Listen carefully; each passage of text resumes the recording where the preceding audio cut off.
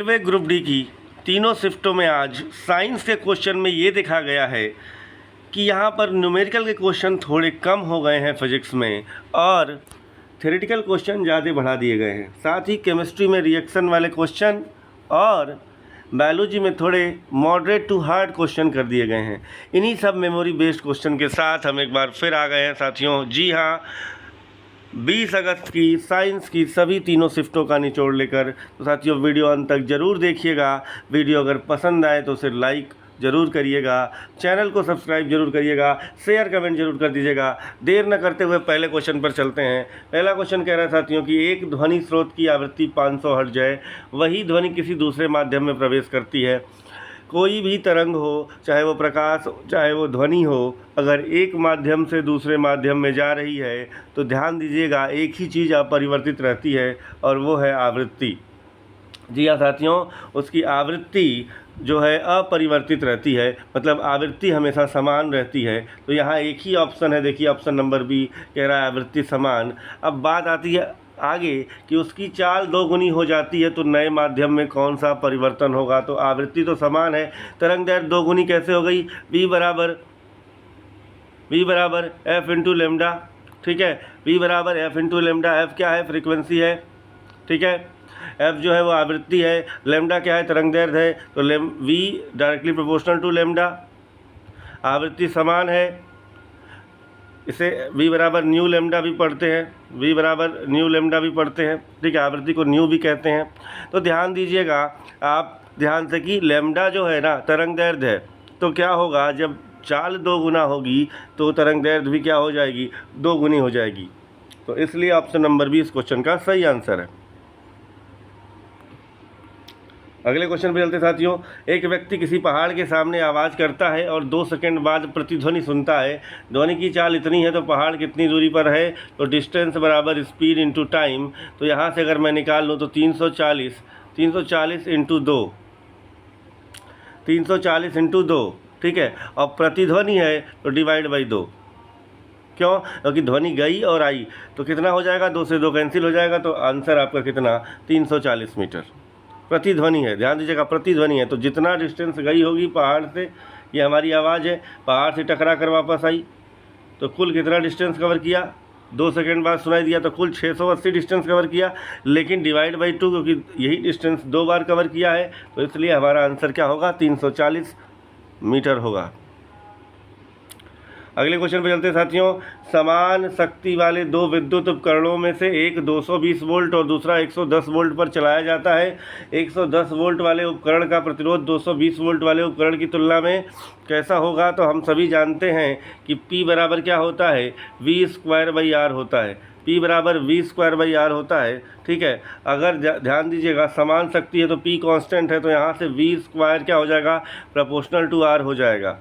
तो अगर इसका मतलब अगर वोल्टेज 2 गुना हो गया, ठीक है, वोल्टेज देखिए 110 से कितना है? 220 है। वोल्टेज में कितना रेशियो है? 2:1, 2:1 का रेशियो है। तो V² प्रोपोर्शनल टू R, तो R जो होगा वो 4:1 हो जाएगा। मतलब क्या होगा कि 110 वाला का प्रतिरोध कितना आ गया? 110 वाले का प्रतिरोध 1 आ गया, जबकि 220 वाले का कितना आ गया? 4 आ गया। तो 1/4 मतलब क्या? आप कह सकते हैं कि ऑप्शन नंबर सी 4 गुना कम हो जाएगा। अगले क्वेश्चन पे चलते हैं साथियों।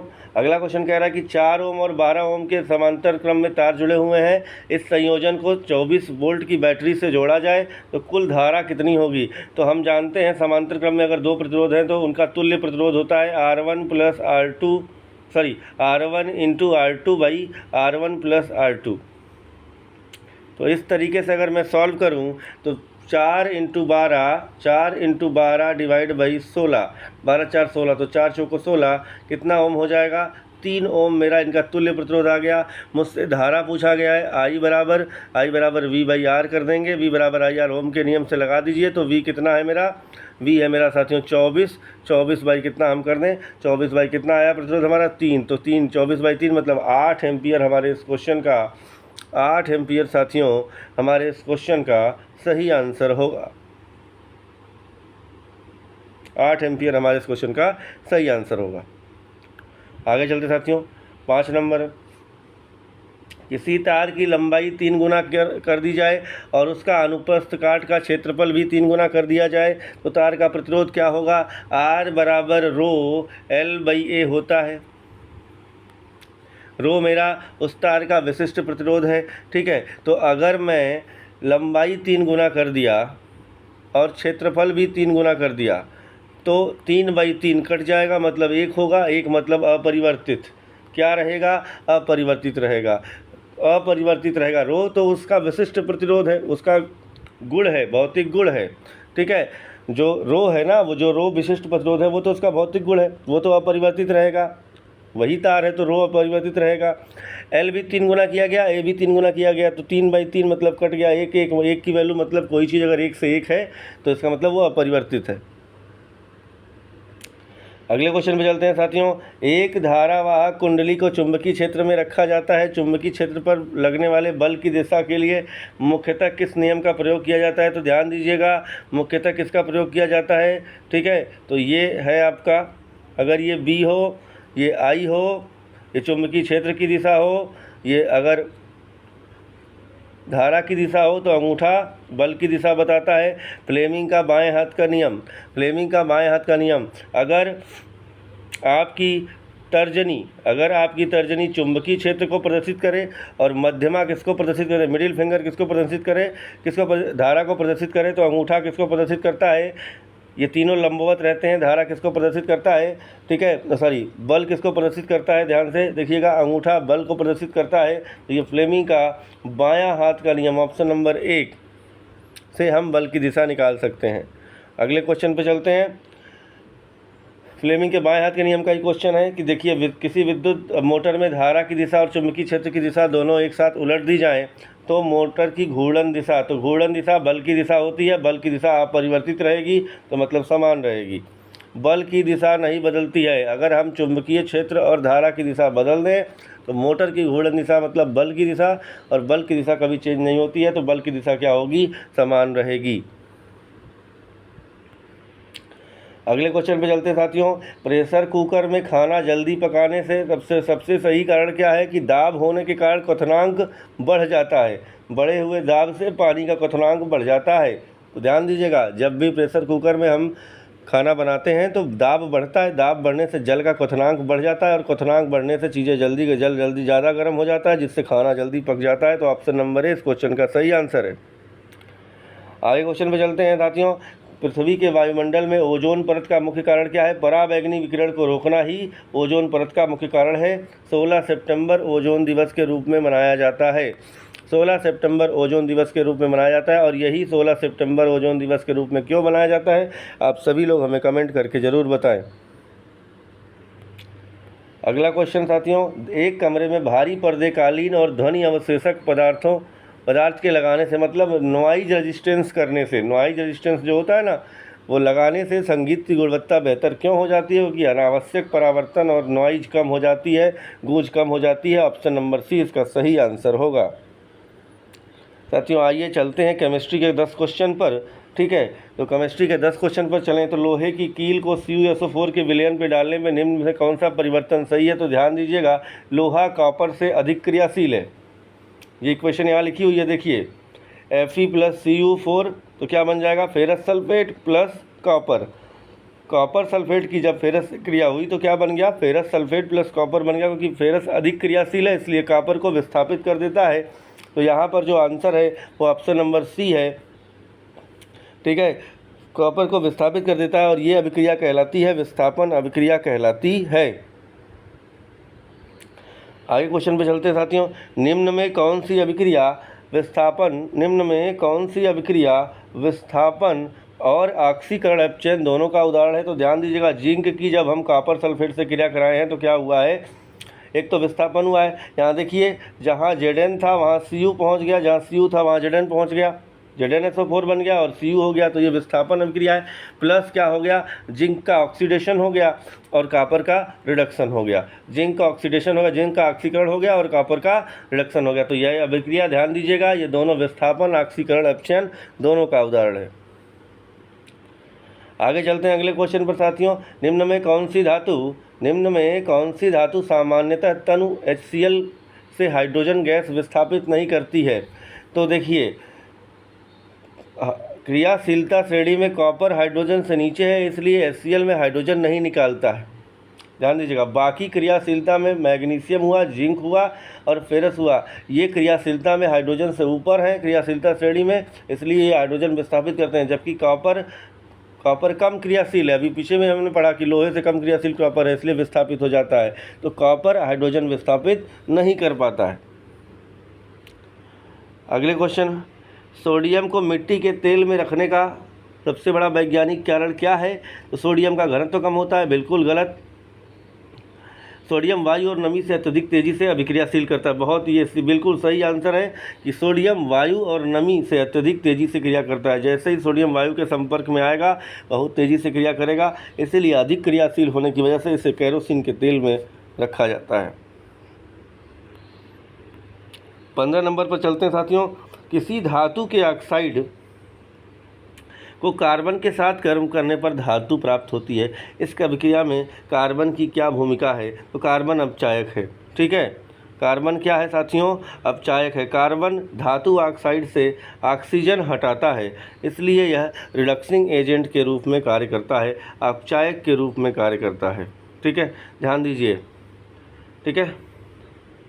कोई भी धातु ऑक्साइड ले लेते हैं, कोई भी धातु ऑक्साइड अगर ले लेते हैं और उसके साथ हम किसकी क्रिया कराते हैं? ऑक्सीजन की। किसकी क्रिया कराते हैं? ऑक्सीजन की अगर हम क्रिया कराते हैं धातु ऑक्साइड के साथ, ठीक है, मेटल ऑक्साइड के साथ अगर हम किसकी क्रिया कराएंगे? किसकी क्या कहा है? कार्बन की। तो मेटल ऑक्साइड के साथ अगर कार्बन हो गया तो क्या हो जाएगा? क्या अलग हो जाएगा? ऑक्सीजन अलग हो जाएगा। ऑक्सीजन क्या हो जाएगा? अलग हो जाएगा। तो जब ऑक्सीजन अलग होगा तो अब ऑक्सीजन हटा, ऑक्सीजन निकलना अपचयन कहलाता है। ऑक्सीजन का निकलना अपचयन कहलाता है। ऑक्सीजन का जुड़ना ऑक्सीकरण है, ऑक्सीजन का निकलना अपचयन है। तो जो अपचयन कराए वो क्या है? जो अपचयन कराए वो क्या है साथियों? जो अपचयन कराता है वो अपचायक है। ऑप्शन नंबर बी आपका सही आंसर है। क्वेश्चन नंबर 16 पर चलते हैं साथियों। निम्न में कौन सी अधातु होने के बावजूद विद्युत का अच्छा चालक है? तो इसका बिल्कुल सही आंसर है ग्रेफाइट। ग्रेफाइट कार्बन का अपरूप है, इसमें अपेक्षाकृत स्वतंत्र इलेक्ट्रॉनों के कारण विद्युत चालकता होती है। इसमें कुछ स्वतंत्र इलेक्ट्रॉन पाए जाते हैं। अब आप सभी जानते हैं कि विद्युत चालक में मुक्त इलेक्ट्रॉनों की संख्या लगभग 10 से घाते 29 होती है, जो चालक होते हैं, लेकिन अब ग्रेफाइट क्या है? अधातु है। धातु में कितने होते हैं? 10 के पावर 29। मेटल अच्छा चालक इसलिए है क्योंकि उसमें लगभग कितने हैं? 10 के पावर 29 इलेक्ट्रॉन, मुक्त इलेक्ट्रॉन होते हैं लगभग। तो इसलिए मेटल जो है वो क्या है? अच्छा चालक है। लेकिन अधातु में क्या होते हैं? यही मुक्त इलेक्ट्रॉन कम होते हैं। लेकिन ग्रेफाइट कार्बन का अपरूप है, इसलिए इसमें क्या है कि थोड़ा बहुत आपको स्वतंत्र इलेक्ट्रॉन मिलते हैं, इसलिए यह विद्युत का क्या है? सुचालक।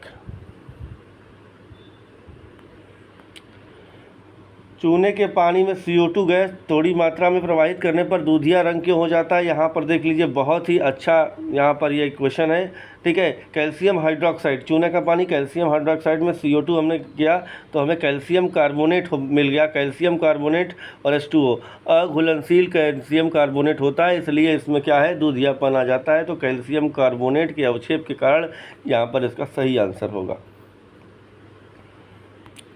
18 नंबर पर चलते हैं। यदि चूने के पानी में CO2 की अधिक मात्रा लगातार प्रवाहित की जाए तो दूधियापन बाद में गायब क्यों हो जाता है? क्योंकि अतिरिक्त CO2 के कारण CaCO3 घुलनशील कैल्शियम बाइकार्बोनेट में परिवर्तित हो जाता है, ठीक है। तो यहाँ पर ऑप्शन नंबर ए CaCO3 घुलनशील कैल्शियम बाइकार्बोनेट में बदल जाता है। ध्यान दीजिएगा, क्वेश्चन नंबर 17, क्वेश्चन नंबर 18 दोनों लिंक है, ठीक है। चूने के पानी में CO2 आएगा तो कैल्शियम कार्बोनेट की वजह से दूधिया रंग होगा। लेकिन अगर हम क्या करेंगे, उसमें कार्बन डाइऑक्साइड ज़्यादा देर तक प्रवाहित करेंगे तो वह कैल्शियम बाइकार्बोनेट में बदल जाएगा और दूधिया रंग गायब हो जाएगा। 19 नंबर पे चलते हैं साथियों। कौन सा युग्म सही है? बॉक्साइट लोहा का नहीं है, ठीक है, लोहा का बॉक्साइट अयस्क नहीं है। हेमेटाइट किसका है? लोहे का है। हेमेटाइट किसका है? लोहा का है। देखिए, हेमेटाइट लोहा का है, बॉक्साइट एल्युमिनियम का है। बॉक्साइट किसका है? एल्युमिनियम का है। तो इस तरीके से बॉक्साइट एल्युमिनियम यह युग्म सही है, जबकि ये भी गलत है, बॉक्साइट भी गलत है, और ये भी गलत है, सॉरी हाँ, ऑप्शन नंबर ए और ऑप्शन नंबर बी गलत है। ऑप्शन नंबर सी आपका बॉक्साइट से एल्युमिनियम, बॉक्साइट जो है एल्युमिनियम का अयस्क है, यही ऑप्शन नंबर सी सही है। क्वेश्चन नंबर 20 पे आते हैं, तांबे के बर्तन की सतह पर लंबे समय के बाद हरे रंग की परत बनने का मुख्य कारण क्या है? तो ऑप्शन नंबर बी कार्बन का O2 CO2 की नमी से अभिक्रिया करना। कॉपर जो है जब लंबे समय से तांबे की सतह पर मुख्यतः बेसिक कॉपर कार्बोनेट जैसी हरी परत बन जाती है। कैसी बन जाती है? O2 और CO2 के साथ क्रिया करती है और नमी से अभिक्रिया करती है तो क्या बना लेती है? कॉपर कार्बोनेट बना लेती है, इससे हरा रंग हमको दिखाई देता है। आइए साथी बायोलॉजी के क्वेश्चन पर चलते हैं, और बायोलॉजी का क्वेश्चन थोड़ा सा आज मॉडरेट टू टफ लेवल में रहा, तो ध्यान से देखिएगा। पहला क्वेश्चन है, यदि पौधे की जाइलम वाहिकाएं गंभीर रूप से क्षतिग्रस्त हो जाए। जाइलम फ्लोएम से हर शिफ्ट में आज तक जितने भी ग्रुप डी की परीक्षा हुई है सबसे क्वेश्चन जरूर आया है। यदि पौधे की जाइलम वाहिकाएं गंभीर रूप से क्षतिग्रस्त हो जाएं तो सबसे पहले कौन सी प्रक्रिया प्रभावित होगी? तो ध्यान दीजिएगा, जाइलम जड़ों से क्या कार्य का है? जाइलम जड़ों से जल और खनिजों को ऊपरी भाग तक पहुँचाता है, और फ्लोएम क्या करता है? बने हुए खाने को संचार करता है। तो इसलिए जैसे ही जाइलम क्षतिग्रस्त होगा, क्या होगा? जड़ों से जल और खनिजों को ऊपर लाना क्या हो जाएगा? प्रभावित हो जाएगा। ऑप्शन नंबर बी इसका सही आंसर है।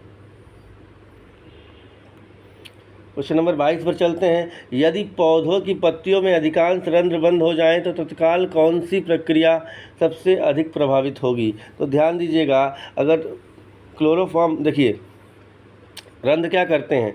CO2 के प्रवेश तथा ऑक्सीजन और जलवाष्प के आदान प्रदान में महत्वपूर्ण है।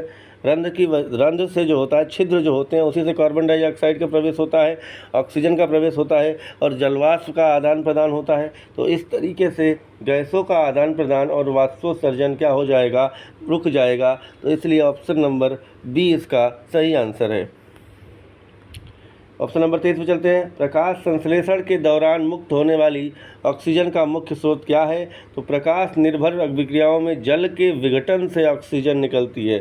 ध्यान दीजिएगा, प्रकाश निर्भर अभिक्रियाओं में जल के विघटन से, जल से, प्रकाश संश्लेषण से मुक्त होने वाली ऑक्सीजन का मुख्य स्रोत क्या है?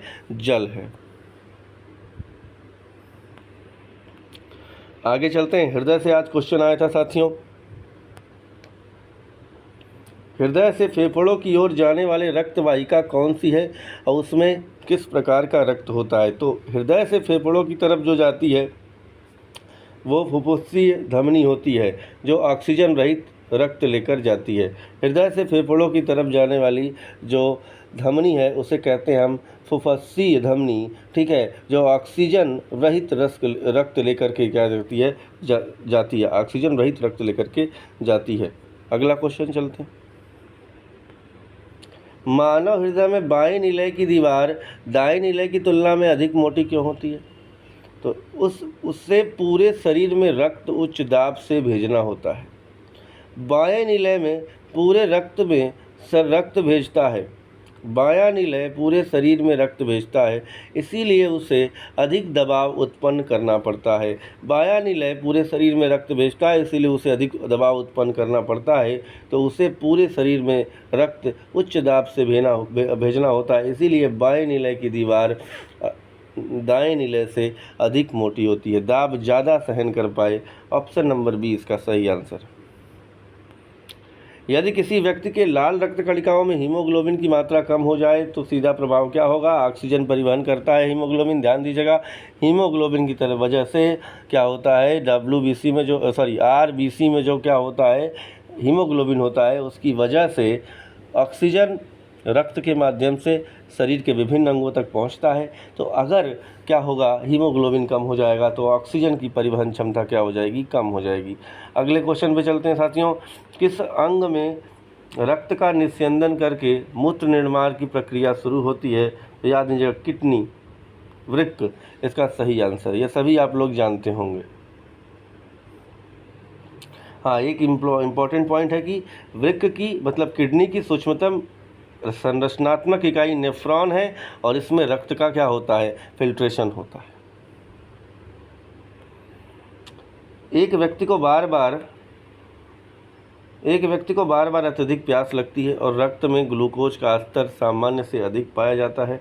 यह स्थिति मुख्यतः किस हार्मोन की कमी या प्रभावहीनता से संबंधित हो सकती है? तो इंसुलिन। इसी को हम डायबिटीज कहते हैं। इंसुलिन क्या करता है? रक्त में ग्लूकोज की मात्रा को नियंत्रित करता है, डायबिटीज को नियंत्रित करता है, मधुमेह को नियंत्रित करता है। तो यही इंसुलिन जब कम हो जाएगा तो हमें क्या होगा? इंसुलिन कम होने की वजह से रक्त शर्करा बढ़ जाएगी और आप डायबिटीज़ के पेशेंट हो जाएंगे। अगले क्वेश्चन पे चलते हैं साथियों। निम्न में कौन सा रोग प्रोटोजोआ के कारण और मच्छर के माध्यम से फैलता है? तो वह है मलेरिया, मादा एनाफिलीज। संक्रमित मादा एनाफिलीज के प्लाज्मोडियम नामक प्रोटोजोआ से होता है। जो संक्रमित मादा एनाफिलीज मच्छर के काटने से संचरण होता है। आगे चलते हैं साथियों। आज के आखिरी क्वेश्चन पर, एक रोगी को मसूड़ों से रक्तस्राव, घाव भरने में कठिनाई और कमजोरी जैसी समस्याएं हैं। इसे किस विटामिन की कमी है? तो इसे विटामिन सी की कमी है, जिससे स्कर्वी रोग हो सकता है और मसूड़ों में रक्तस्राव होगा, घाव भरने में समस्या हो सकती है। साथियों, वीडियो पसंद आया हो तो लाइक ज़रूर करिएगा। फिर मिलेंगे अगले वीडियो में इसी ऊर्जा के साथ, अगली शिफ्ट की एनालिसिस से, अगले डेट के एनालिसिस से। ठीक है, तब तक के लिए धन्यवाद। जय हिंद, जय भारत, जय संविधान।